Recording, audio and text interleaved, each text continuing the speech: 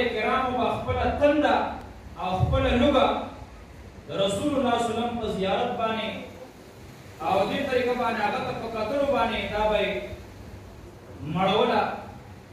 ابوبکر صدیق وایي چې ما ته دا درې خبرې خوښې وې. النظر الیک، پیغمبر تا ته کتل، انفاق مالی علی امرک، انفاق مالی علی امرک، زما د مال خرچه کول ستا په حکم باندې بس چې تا ویلې او ما مال خرچه کولی. پیغمبر خوله خوځولې او ما مال خرچه کولی. او دا تاسو ته پته ده دا هغه صدیق و چې هغه 40 دوکانونه چې د کپړې لوی تاجر ابوبکر صدیق او دا خپل کاروبار دا ټول د رسول الله صلی الله علیه وسلم په مشن باندې د الله تعالی په دین باندې دا قربان کړی. نو چې پیغمبر ویلي او ما خپل مال خرچه کولی. او درېم نمبر ان یکون بنتی فی بیتی، چې زما لور ستا په کور کې ده. نو دا خبره حضرت عایشه رضی الله تعالی عنها زموږ او ستاسو مور. نو هغه صحابه کرام د دین دومره تږي وو. او تاسو به دا مو لیدلي چې حضرت حنظله یو پرې دا خبره وویله، وی نافق حنظله منافق شو. حنظله منافق شو. ولې څه چل شوی؟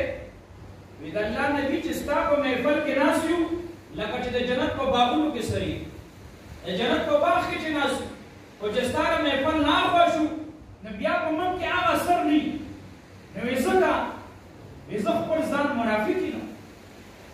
الله پیغمبر ورته ووایي چې زه کله تاسو ته بیان کوم او زما محفل کې ناست یې که تاسو باندې 24 ګنټې هغه اثر وي نو تاسو به په کوڅو کې به سره ملایکو به سره مصافحې کولې او فرشتې به تاسو سره یعنې سلامونه به سره کوي او مصافحې به سره کوي. نو خبره مې دا کوله ایماندارو چې په محفل کې نږدې نږدې کېناستل او دې طریقه باندې د الله تعالی خبرې ته په توجه سره کېناستل. انشاءالله دلته کې د دین بیانات کېږي.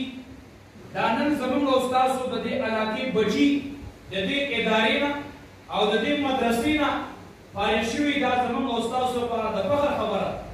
او دا هغه بچي دي چې هغوی د الله کتاب 1.5 سپارې 6,660 آیاتونه په خپل سینه کې دا راجمع کړي. دا زموږ او ستاسو نه دا بچي.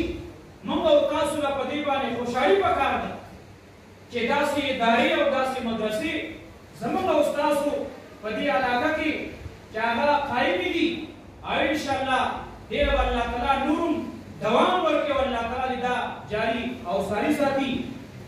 ایماندارو د مدرسو وجود چې دا علماء کرام موږ او تاسو ته کم مشن راکړي، دا علماء کرام موږ او تاسو ته کومه لار ښیي. عبدالرحمن بابا وایي په صحبت د عالمانو بس نظر شي، په سوکټه وي یا لوټه د صحرا، که څوک لار غواړي خدای هم رسول ته عالمان دي د دې لارې پیشوا. نو علماو ته خپل بچي کېنوئ.